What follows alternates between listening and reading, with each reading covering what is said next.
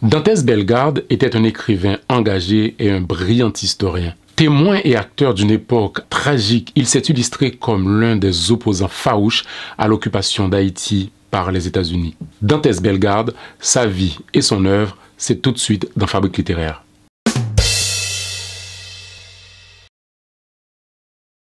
Dantès Bellegarde est né à Port-au-Prince en 1877. Il est scolarisé au lycée Pétion, où il va être très marqué, très fortement marqué par ses deux professeurs de nationalité française, à qui il rendra un vibrant hommage un peu plus tard dans sa vie. Et oui, vous avez bien entendu, il y avait bel et bien à cette époque-là des professeurs étrangers au lycée Pétion. Dantès Bellegarde débute sa carrière comme juriste et avocat. Par la suite, il deviendra professeur, il va enseigner au lycée Pétion. Mais il a également, on va dire, eu une carrière de comptable. Il sera comptable à la Banque nationale de la République d'Haïti. D'ailleurs, c'est pendant qu'il est à son poste de comptable en 1915 qu'il assiste impuissant au débarquement des troupes américaines en Haïti. En 1918, il devient brièvement ministre de l'Éducation nationale et de l'Agriculture. Mais c'est à partir de 1921 qu'il va commencer une carrière de diplomate en France et également aux États-Unis, où il ne manquera pas une occasion de dénoncer l'occupation américaine d'Haïti par les Américains. Dantès Bellegarde a écrit de nombreux ouvrages, on va dire des livres d'histoire et également des essais politiques, mais nous retenons trois. Nous allons parler on va dire, de trois de ces ouvrages que nous considérons être, on va dire, l'essence même et de son œuvre. Et tout d'abord, il y a la Résistance haïtienne qu'il a écrit en 1937.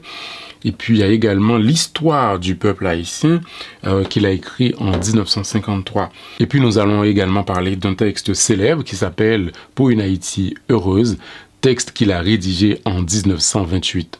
Tout d'abord, son livre « La Résistance haïtienne », qui est consacré effectivement à la période de l'occupation américaine d'Haïti, est l'un des ouvrages, on va dire, les plus significatifs et les plus emblématiques sur cette période de l'occupation américaine. Dans ce livre, Dantès Bellegarde raconte la brutalité de l'intervention américaine et le traité de 1915 imposé aux Haïtiens par la violence, l'intimidation et le massacre des paysans. Alors, petit rappel des faits, le 11 novembre 1915, les États-Unis font pression sur le président d'Artignave pour qu'il signe un traité. Ce traité légitime l'occupation américaine et place les finances publiques d'Haïti et le gouvernement haïtien également sous tutelle des Américains.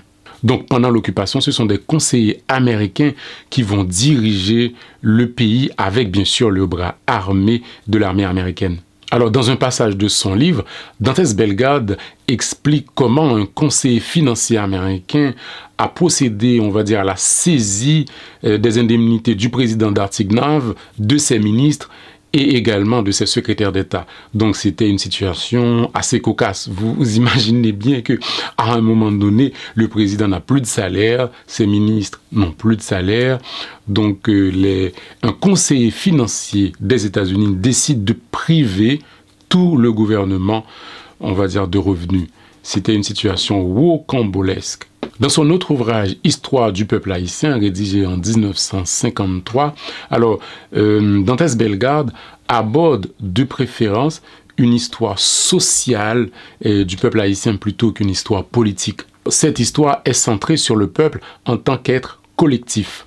Dans cet ouvrage majeur, il a également enrichi l'histoire d'Haïti qui avait déjà été rédigée par d'autres écrivains haïtiens, on va dire de nouveaux chapitres sur, on va dire sur son époque, parce qu'il était à la fois acteur et témoin. Donc il a enrichi en quelque sorte l'histoire d'Haïti, mais il n'a pas apporté substantiellement, on va dire, d'éléments nouveaux à l'histoire d'Haïti, déjà établie par Madiou ou d'autres historiens, on va dire, de la génération précédente.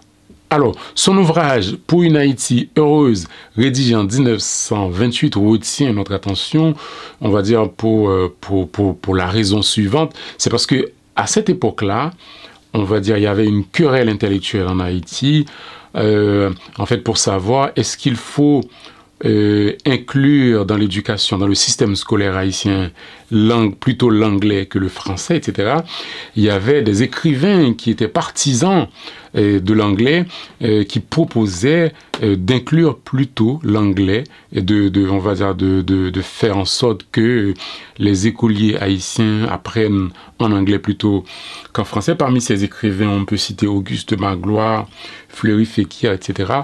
Et c'était des gens qui ne juraient que, on va dire, que par l'anglais. Et en face, il y avait d'autres écrivains comme Georges Sylvain, Neumont Auguste, qui étaient partisans, on va dire, de la langue française, qui disaient que Haïti a beaucoup à gagner à assurer son enseignement en français. Donc dans cet ouvrage, en fait, cette partie-là m'a intéressé parce que Dantes Bellegarde a pris position, on va dire, dans ce débat. Voilà ce qu'il a déclaré. Pour développer nos forces, pour marcher d'un pas alerte vers l'avenir, nous ferons appel à l'expérience de toutes les nations. Mais les Haïtiens sur ce point sont tous d'accord, sans nous asservir à aucune. Mais Dantes Bellegarde avait quand même sa petite préférence. Dans un passage suivant, voilà ce qu'il écrit. « Inspirons-nous de l'exemple de tous les peuples, et en particulier du peuple anglais. Mais gardons jalousement le contact avec la France, mieux que toute autre nation, parce qu'elle est plus près de notre cœur. Elle peut nous servir de modèle, par la place qu'elle a donnée chez elle au travail sous toutes ses formes, à la science, à l'art, aux lettres bienfaisantes. Elle montre que pour elle, le geste du laboureur, qui confie à la terre l'espoir des récoltes futures, est aussi auguste que celui du savant ou du penseur semant sur le monde les idées qui feront l'humanité plus heureuse, plus juste, plus fraternelle. » Là, je cite Bellegarde. Il faut rappeler que Dantes Bellegarde était un grand amoureux de la France et qu'il on va dire, il tenait ça probablement de ses professeurs français dont on a parlé au début de cette émission. Et il ne s'en cachait pas. Je vous lis un autre passage où il écrit ceci. « Nous appartenons à l'Afrique par le sang, à la France par l'esprit et aussi, dans une notable proportion, par le sang. C'est cette alliance qui fait notre personnalité nationale. Renoncer à cet esprit, ce serait nous amputer de la moitié de nous-mêmes. » Alors, ça peut paraître paradoxal parce que Dantes Bellegarde était un écrivain nationaliste. C'est incontestable. On va dire tous les critiques littéraires sérieux vous le diront. Mais quand même, il était un amoureux de la France.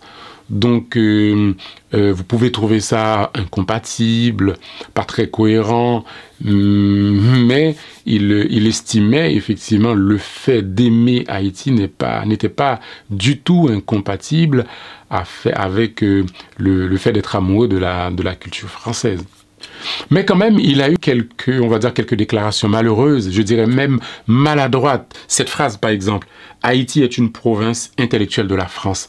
Je pense que ça, c'est faux. C'est radicalement faux. On ne peut pas écrire ça.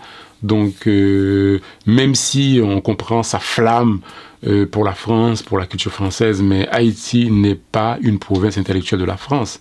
C'est pas vrai, c'est faux. Haïti est un pays. Haïti est un pays. Donc, évidemment, on a une grande influence française, mais on ne peut pas dire ça. Je pense qu'il a pu lâcher cette phrase dans un excès de zèle. En conclusion, on peut dire que Dantes Bellegarde était surtout un historien. En tout cas, à titre personnel, c'est ce que je retiens de lui.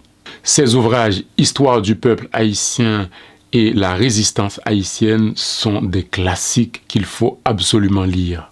Mais si vous ne devez lire qu'un ouvrage de Dantes Bellegarde, je vous conseillerais de lire « La résistance haïtienne » consacrée à l'occupation américaine. Merci de m'avoir suivi jusqu'au bout de cette émission. Je vous donne rendez-vous pour une prochaine fabrique littéraire. Au revoir et à bientôt.